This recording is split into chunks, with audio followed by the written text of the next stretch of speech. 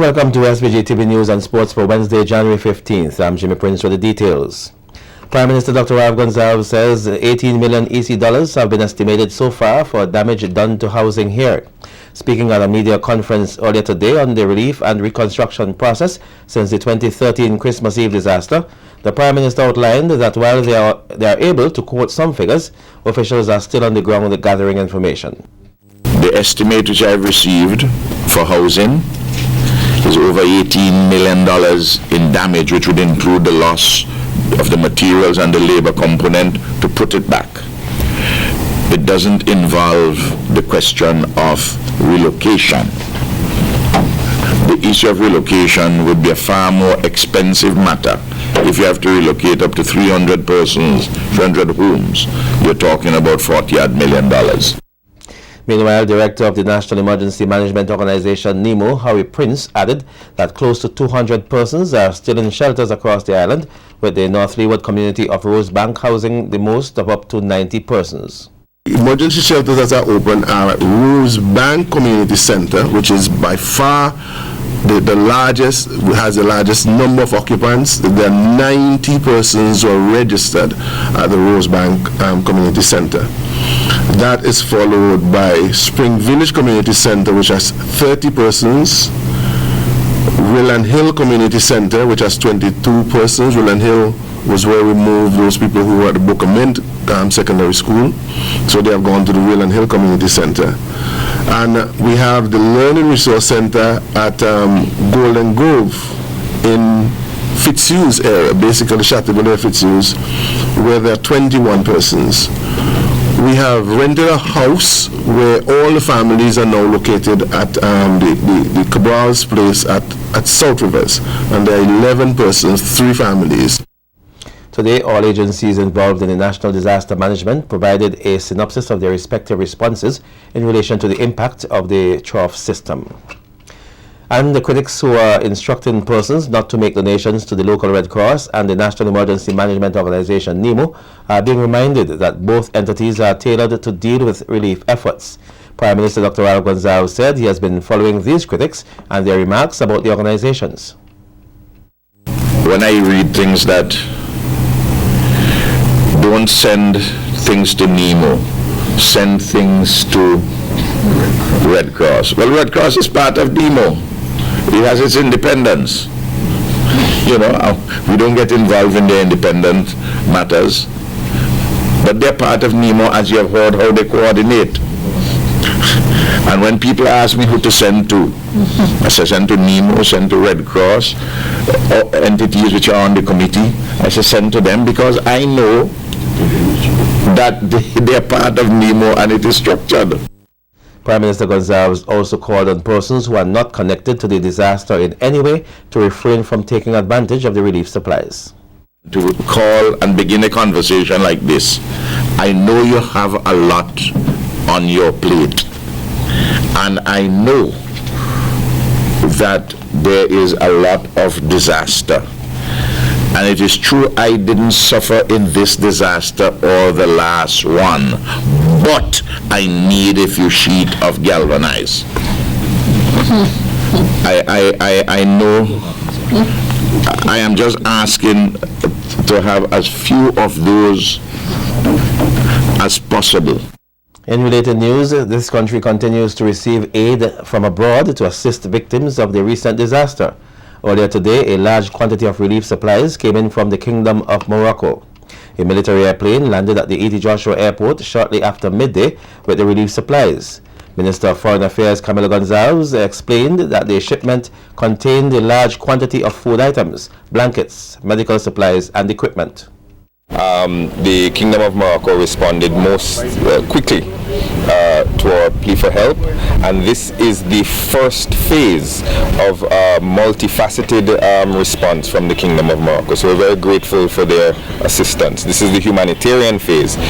Morocco is also going to be sending us civil engineers that are going to assist us, and they've also pledged a monetary donation to the relief effort. So this is one component of a multi-phase project. I was fortunate enough to speak to the pilots. There are 6 pilots who flew this plane from Morocco.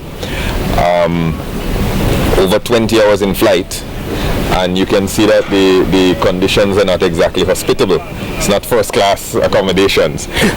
So I thank them on behalf of the government and people of St. Vincent and the Grenadines for their generous act of humanity. The Foreign Affairs Minister further explained that to date, some 20 countries have assisted or pledged assistance to St. Vincent and the Grenadines following the December 24th disaster. Some have given cash, some have given materials, construction materials, some have given humanitarian supplies, some have made donations directly to relief organizations like the Red Cross.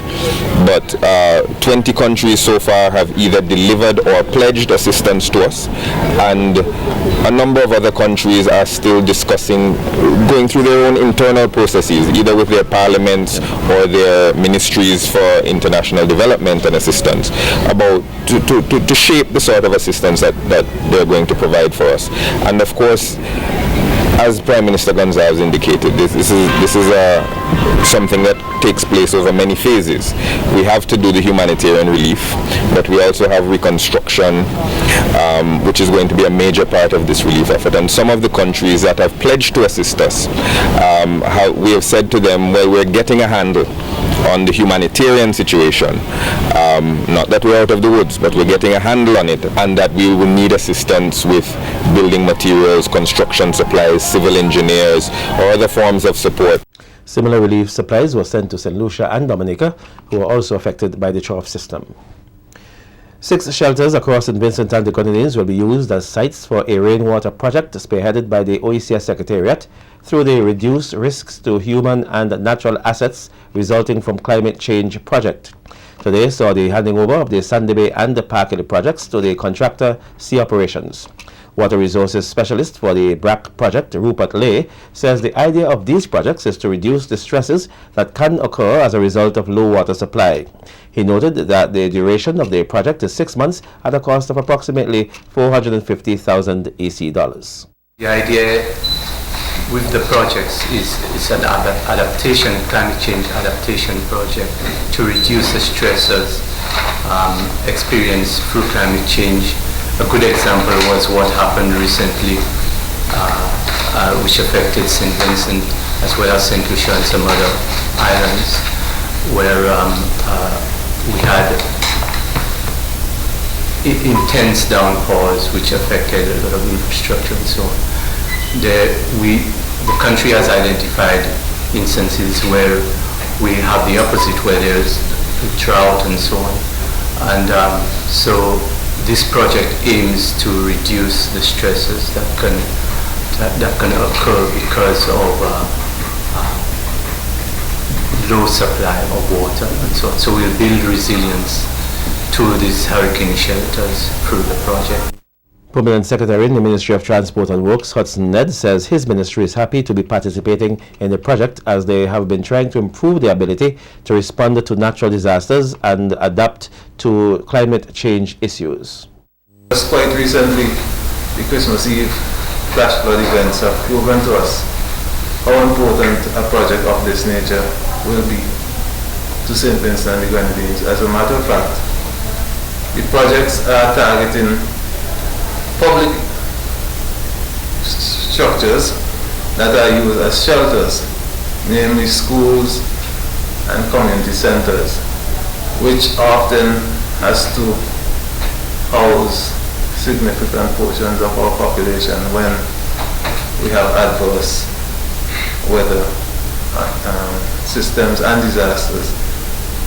So it's important that we are able to enhance or increase our national capacity for water storage and in critical facilities. Meanwhile, Ned says the Ministry of Transport and Works, as partners on the project, will be providing technical assistance to the OECS Secretariat and other stakeholders. We'll, as much as possible, provide support to these ministries to ensure that the project is implemented within time and according to the quality specified in the scope of works. So we are pleased today to be associated with this, and we just want to wish all involved the best. ECMC will be the consultants here. We have worked with sea operations in the past, and we know what they're capable of. As the contractors, we believe that they will be able to implement this project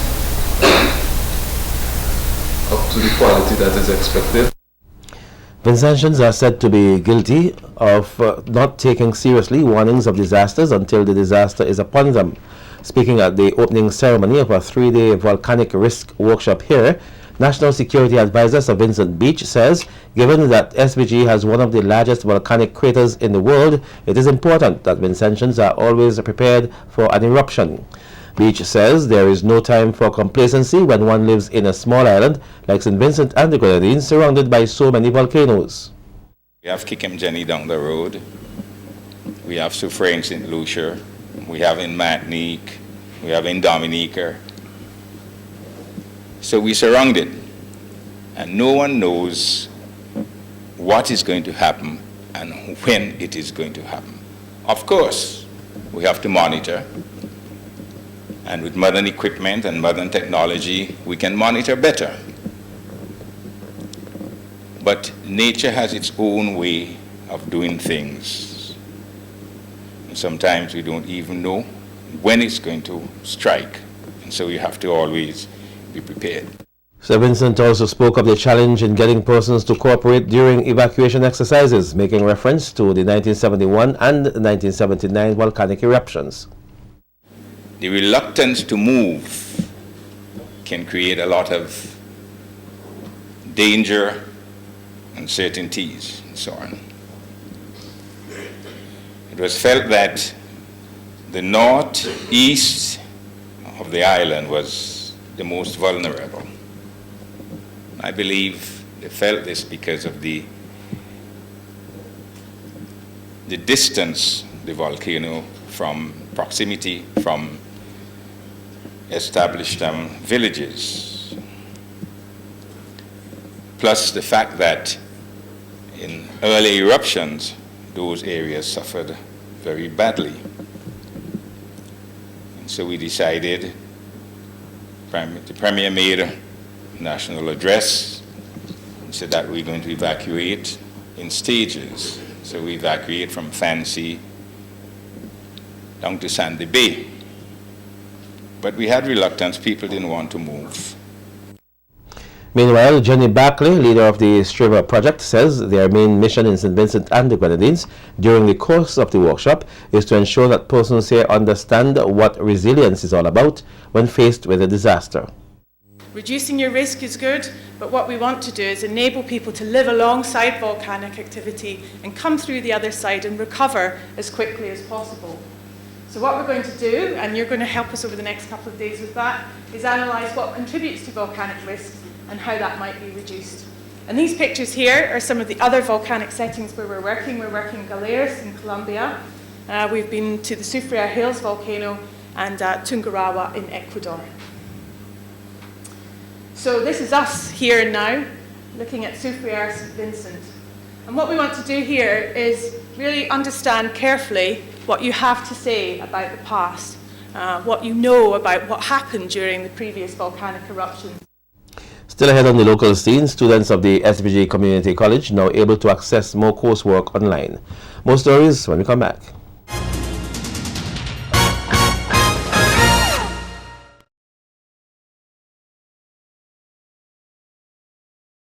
Welcome back. Students of the St. Vincent and the Grenadines Community College will now be able to access more coursework online.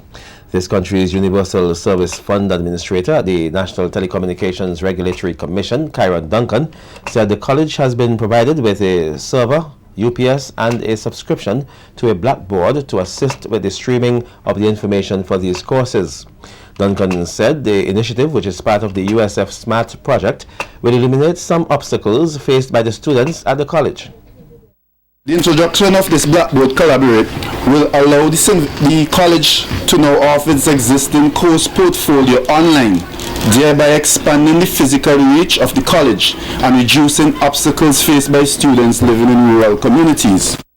He added that 2 new tertiary level programs are offered at the college and are now accessible online. Certificate Program in Application Development, which will begin this semester, and an Associate Degree Program in Cybersecurity, which is scheduled to begin next semester.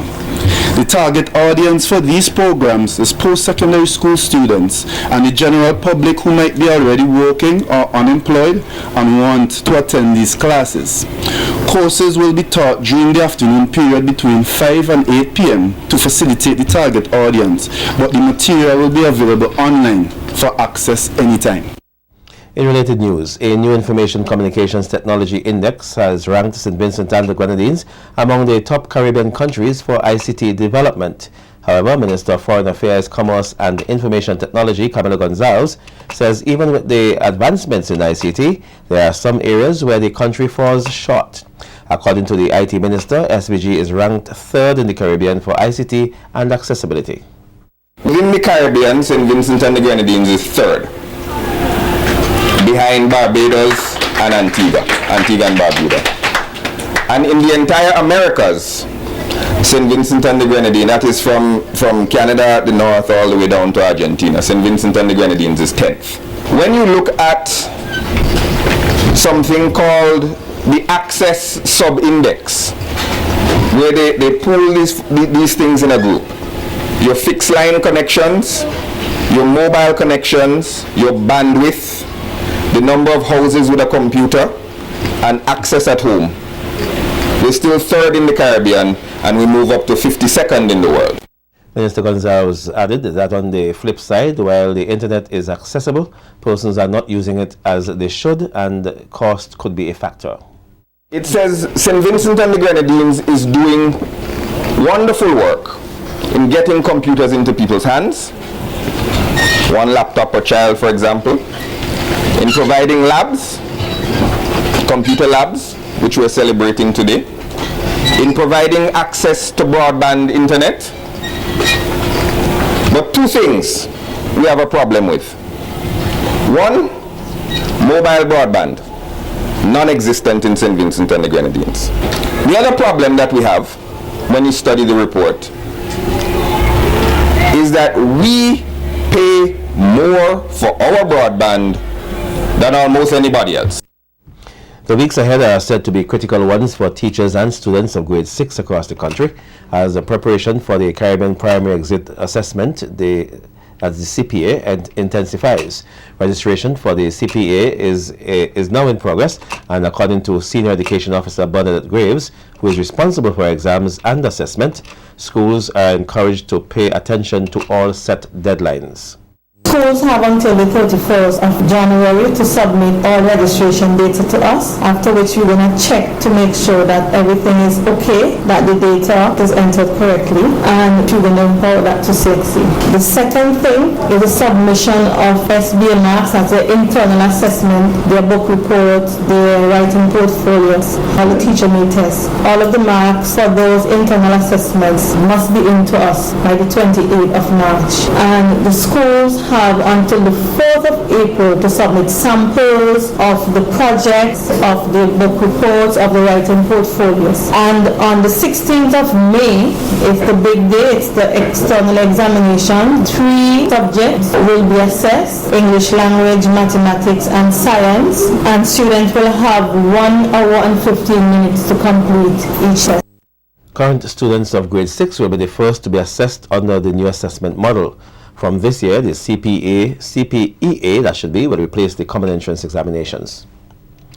The Public Relations and the Complaints Department of the RSVG Police Force yesterday commemorated 15 years of existence under the theme, "We have come thus far by faith." As part of the celebration, the department hosted a ceremony of appreciation at the new police canteen in Kingstown. Officer in charge of the department, ASP.Jonathan Nicholls, says the department has much to be proud of since it was established in 1999.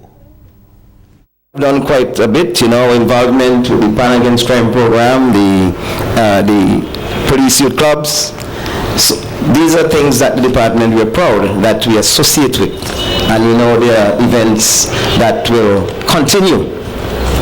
So that is hence the importance, as I mentioned, for the department to continue to function effectively, and it is important that we have persons who are committed to the cause. I must welcome the attachment of Inspector Nathan, who is of course a trained media personnel, and his experience, his will add to the department's. Yes, Mr. Nicholls thanked the public for the support given to the department over the years. That you continue to support the department as we try to sell the police force in a very positive way, as we try to minimize the fears of the public, and we assure them that the police, as our theme song on the Beat theme song say, the police is indeed your friends. Meantime, Commissioner of Police Michael Charles commended the department and all persons responsible for the uplifting of the department over the past 15 years. I want to commend Commissioner Harry, Commissioner Miller, and I know he have a good feel of the department because he was also a member of that department. So I know when he was commissioner, that department was dear to his heart, and the no-nonsense man he is, was as commissioner and still is. He ensured that there was no hanky-panky, if you want to call it that, taking place at the Public Relations and Complaint Department. Today is not a day for speeches, it's a day for celebration, and that is what we are doing. So I want to congratulate the Public Relations and by extension ASP Nicholls and his staff for the job they continue to, the great job they continue doing, and that can only make can only foster a greater relationship between the public and the police. And several local media houses, including SVG Broadcasting Corporation, were recognized by the police for what has been described as a dedicated relationship with the organization. At yesterday's ceremony, head of the SVG Police Public Relations Department, Jonathan Nicholls, took the opportunity to honor the media for the years of dedication in covering events by the police and getting the necessary information out to the public. Well, Commissioner Miller, some of them would call me at 12 o'clock. 12 o'clock. Nicholls, we want to have something at 1:30. He called the media. I said, Lord, call the media at 12 for 1:30. But guess what? The media will be there at 1:30. And it showed that is testimony as to how we have bridged that gap between the media and the police. You call them now for now and they're there. And I mean, I have to give kudos to some of these gentlemen we see every day. Every function, you just call them and they're willing to come. You meet them in the street, you say, well, we're having a function. Yes, they're willing to come. And I must, as the head of the department, on behalf of the Commissioner, commend the media for its close association with the police.